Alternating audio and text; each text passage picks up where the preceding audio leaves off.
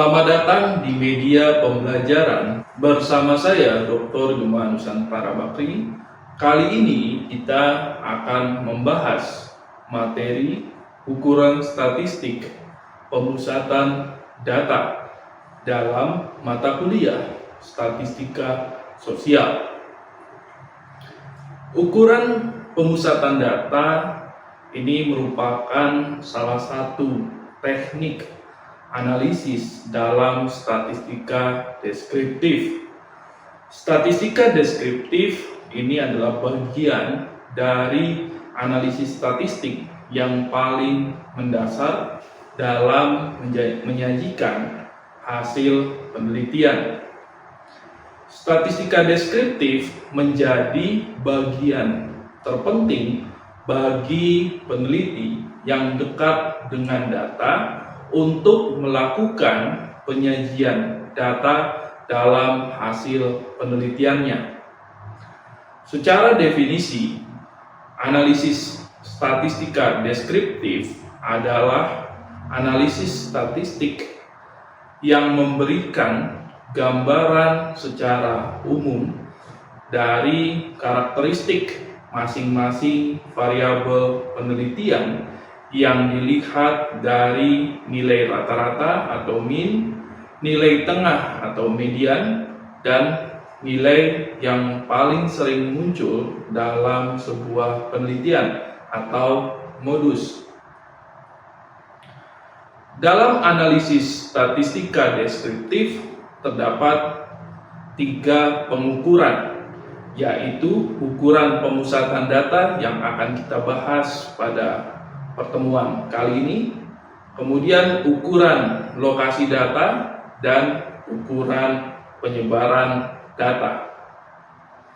Yang pertama adalah ukuran pemusatan data.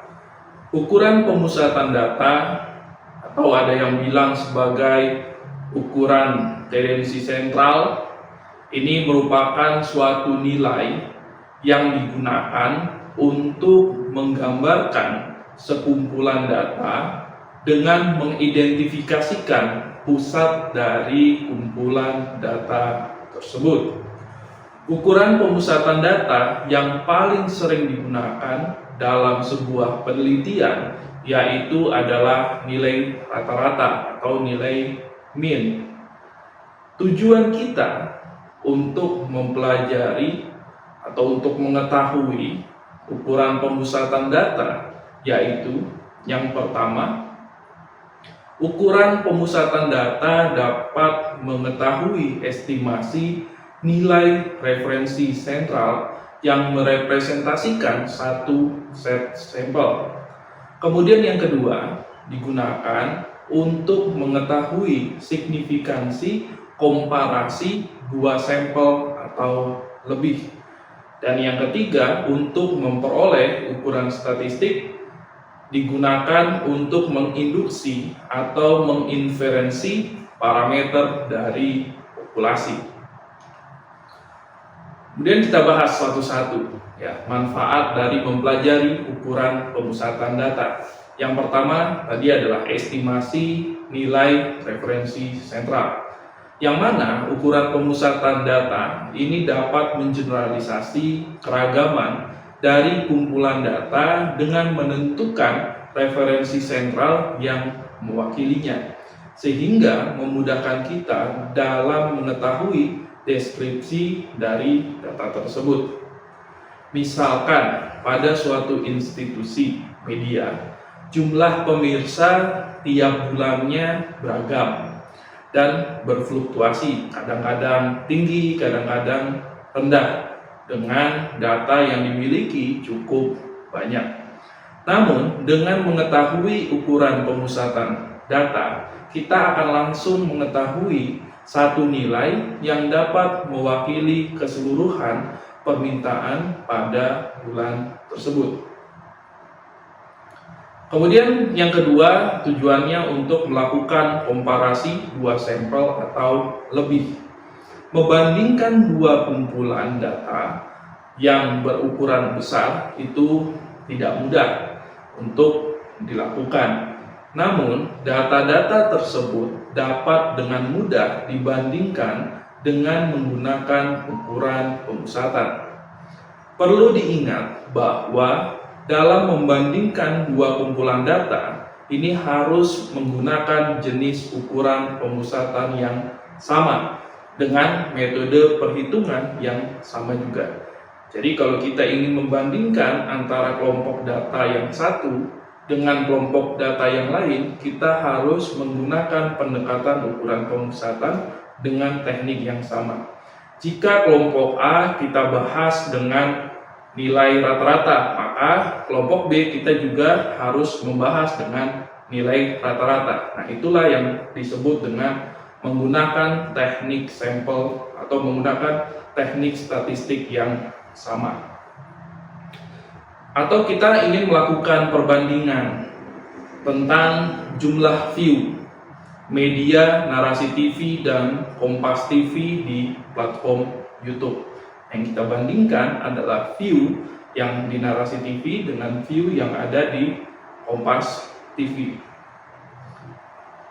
Kemudian kita juga bisa mengetahui gambaran dari karakteristik populasi. Dengan mengetahui ukuran pemusatan, dapat ditarik kesimpulan terhadap populasi spesifik karena telah mengetahui karakteristik atau ukuran yang dimiliki populasi yang disebut dengan parameter. Jika menggunakan sampel, maka akan diketahui karakteristiknya berdasarkan ukuran sampel yang disebut dengan statistik. Misalnya, seorang pemret telah mengetahui min atau nilai rata-rata dari rating view tiap bulannya. Ketika angka yang diperolehnya tidak sesuai dengan target, maka pemret tersebut dapat merencanakan strategi baru untuk memperbaiki proses bisnis yang tengah dijalankan agar kedepannya view dapat mencapai target yang ditetapkan. Kemudian kita lihat tujuan ya, kalau kita menggunakan ukuran statistik pemusatan data. Yang pertama, kalau tujuan kita untuk memperoleh data tunggal dari keseluruhan data, maka ukuran statistiknya atau ukuran pemusatan datanya kita menggunakan nilai rata-rata.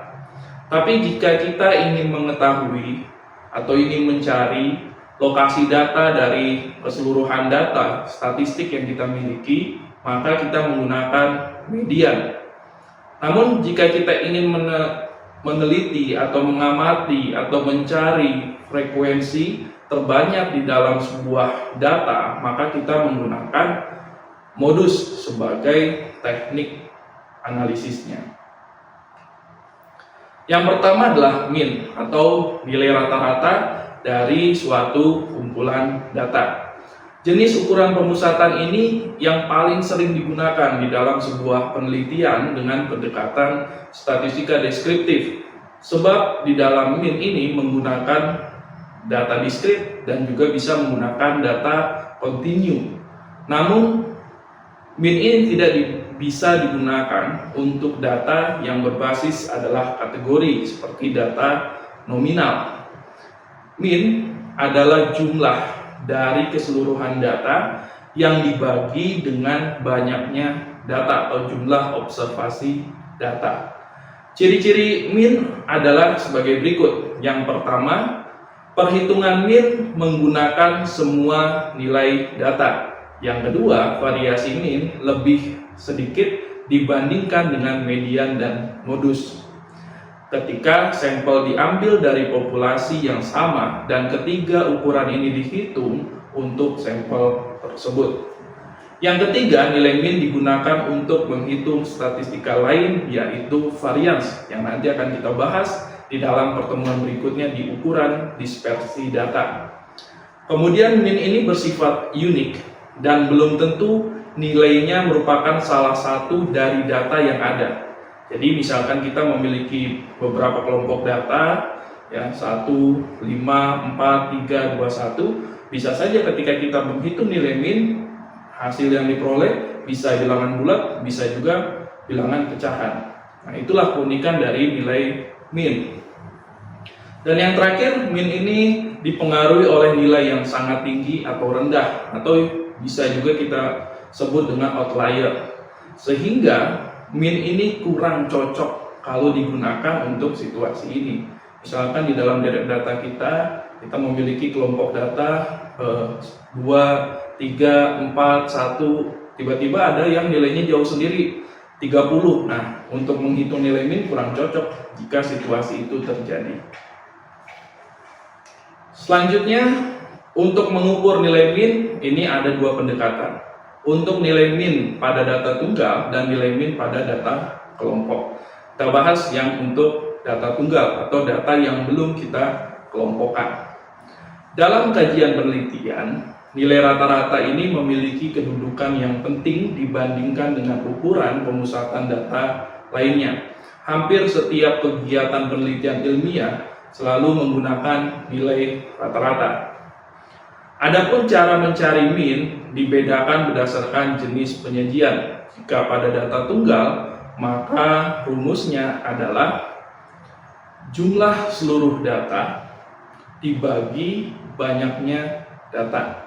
Nah, di sini teman-teman bisa lihat ini ada kurang lebih ada 12 data yang bervariasi tiap bulannya, dan kemudian kita disuruh mencari nilai min.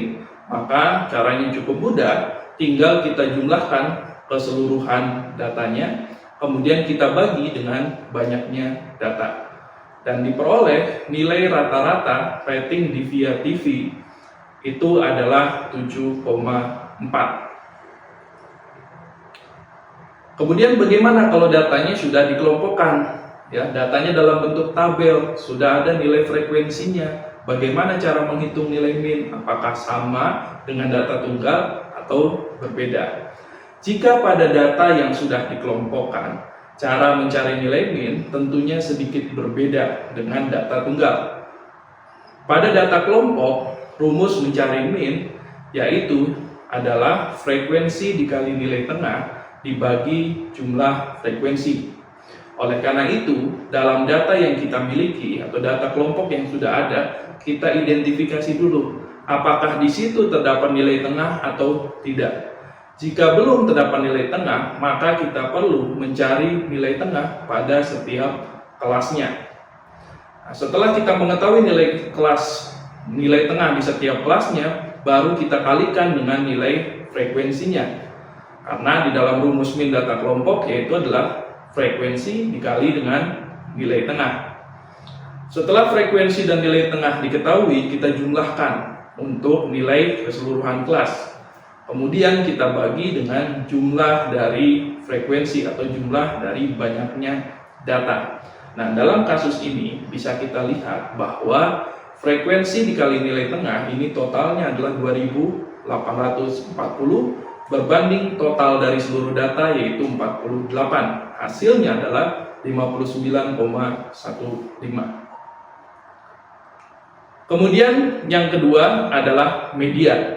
Median adalah suatu nilai yang membagi distribusi data ke dalam dua kelompok atau dua bagian yang sama besar. Jika di sebelah kiri 50%, maka di sebelah kanan 50%. Oleh karena itu, nilai median adalah nilai yang selalu berada di tengah-tengah dari distribusi data. Nah, dalam menghitung median ini juga sama dengan min. Ada data tunggal dan ada juga data kelompok. Nah, pada data tunggal, sebagian atau seluruhnya ini skornya berfrekuensi lebih dari 1. Nah, kemudian sebelum menghitung nilai median, data itu harus kita urutkan dulu. Kan awalnya data yang kita miliki adalah data acak. Nah, untuk menghitung nilai median, datanya harus kita urutkan dari nilai terkecil sampai nilai terbesar. Jika data yang kita miliki genap, maka rumusnya adalah xn per 2 ditambah xn per 2 plus 1 dibagi 2. Tapi kalau misalkan data yang kita miliki ganjil adalah rumusnya XN per 2 plus 1. Nah, di sini sudah ada data ya, rating view deviativity tiap bulannya. Nah, untuk mendapatkan nilai median, kita perlu mengurutkan dulu nih nilai datanya. Dari data yang paling kecil sampai data yang paling besar. Kemudian kita buat rankingnya dari 1 sampai 12. Nah, nilai median itu posisinya itu selalu ada di tengah-tengah dari distribusi data. Karena pada kasus ini nilai data yang kita miliki adalah genap, maka kita menggunakan rumus median pada data genap. Nah, kita lihat N-nya di sini ada 12. 12 per 2 yaitu 6. Kemudian yang satu 12 per 2 ditambah 1. 6 ditambah 1, 7. Nah, X6 dan X7 ini artinya adalah bukan nilai 6 dan 7, melainkan baris ke-6 dan baris ke-7. Kita lihat data yang sudah kita urutkan. Baris ke-6 ini nilainya berapa? 7. Baris ke-7 nilainya berapa? 7. Berarti 7 tambah 7 dibagi 2 sama dengan 7. Nah, itu untuk median data tunggal. Kemudian median data kelompok. Untuk menentukan median data kelompok, kita harus menyusun tabel frekuensi kumulatif untuk mempermudah menentukan posisi kelas yang memiliki median. Rumus untuk mencari median pada data berkelompok adalah dapat teman-teman lihat, yaitu B. B ini adalah batas bawah nyata kelas yang memiliki median, ditambah P ini adalah panjang kelas, kemudian dikali dalam kurung setengah N ini adalah jumlah data, dikurang FB, ini total frekuensi sebelum kelas median, dibagi frekuensi kelas yang mengandung median. Nah, pada nilai data kelompok atau data yang sudah dibuat tabel frekuensinya, untuk menentukan median itu ada di kelas mana, kita tentunya harus mengidentifikasi terlebih dahulu. Jika nilai median atau nilai data kita adalah genap, maka rumusnya adalah jumlah seluruh data dibagi 2. Tapi kalau nilai kita ganjil, jumlah seluruh data ditambah 1 dibagi 2. Nah, ini untuk mengetahui posisi median itu berada di kelas mana. Nah, kemudian kita lihat ya, di sini ada contoh kasus ya. Nah, kita identifikasi dulu mediannya. Nah, karena data kita total dari frekuensi kita itu 24, yang mana dia adalah datanya genap, maka 24 kita bagi 48 kita bagi 2 ya, yaitu adalah 24. Nah, kita cek nih 24 di dalam tabel. 24 itu ada di mana sih? Ya, kita cek. Ternyata 24 itu ada di kelas keempat. Ya, yang mana kelasnya dari 58 sampai 62. Nah, kemudian kita aplikasikan ke dalam rumus. Kita cek B-nya dari 58, batas bawah kelas keempat kan 58. Nah, rumus B yaitu adalah batas bawah dikurang 1. Nah, 58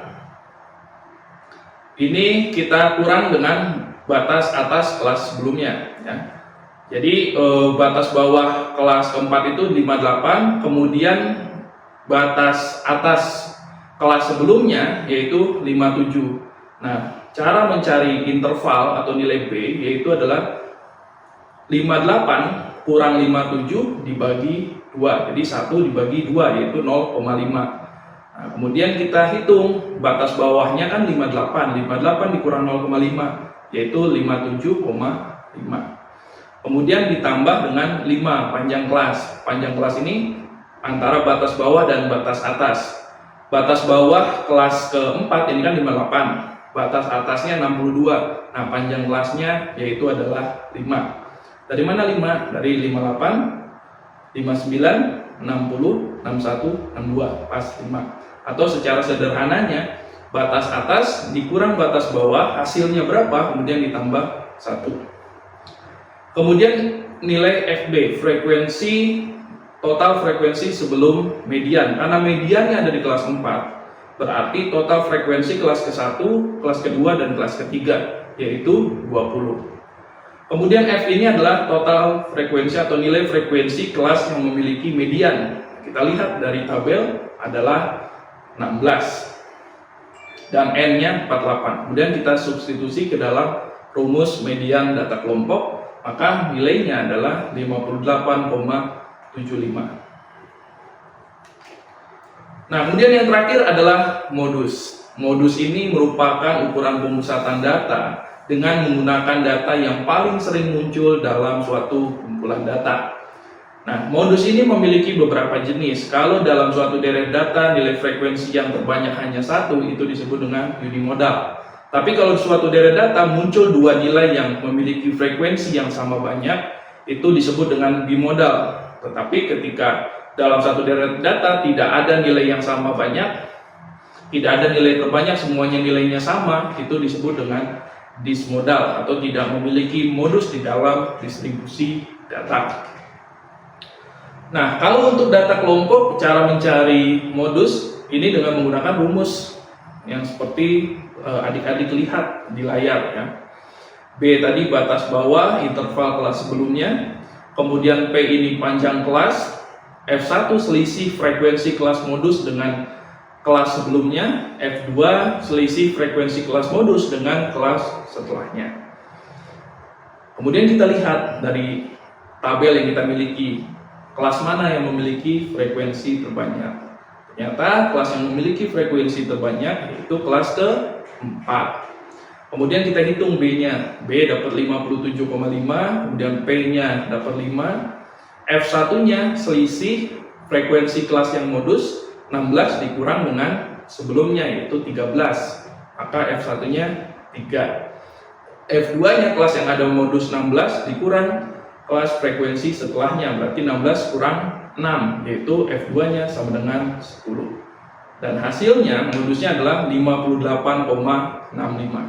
Nah, demikian materi pembelajaran mengenai ukuran pemusatan data. Sampai bertemu lagi di materi pembelajaran ukuran dispersi data. Sampai jumpa.